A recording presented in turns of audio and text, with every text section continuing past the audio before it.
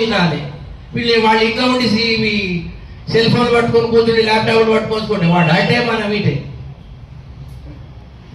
మనమే మన పిల్లలు ఇట్లా పక్కదారి పట్టిస్తున్నామేమో కొంత బాధేస్తుంది. దాన్ని సమాజం మారాలి, ఇంకా మారాలి. మారితేనే మన సంస్కృతి ముందటికి వెళ్ళిపోతుంది. తండ్రిని తీసుకుపోయి వృద్ధాశ్రమంలో వేసే స్థాయి లేకుండా ఉండాలి. అది మన సంస్కృతి. మనమే చేయాలరా, మా తల్లిదండ్రులకు మనమే సేవ చేయాలనేటువంటి ఒక సంకల్పం పిల్లవాళ్ళకి కనిపించాలంటే రాముడు దశరథుని మాట విని అరణ్యానికి వెళ్ళిండ్రా, మనం మన తండ్రి మాట వినాలరా అనేటువంటి ఒక భావన వాడికి రావాలి. ఎట్లా వచ్చింది రామావతారం? రామావతారం రావడానికి అనేక కారణాలు ఉన్నాయి. మొదటి కారణం దుర్వాస మహర్షి. దుర్వాస మహర్షి భార్యను 10 సార్లు చంపాడు విష్ణుమూర్తి. దుర్వాస మహర్షి 10 సార్లు చెప్తే 10 సార్లు అరే నువ్వు 10 సార్లు భూమి మీద 10 అవతారాలు ఎత్తుకొని శాపం పెడతాడు. మొదటిది అది.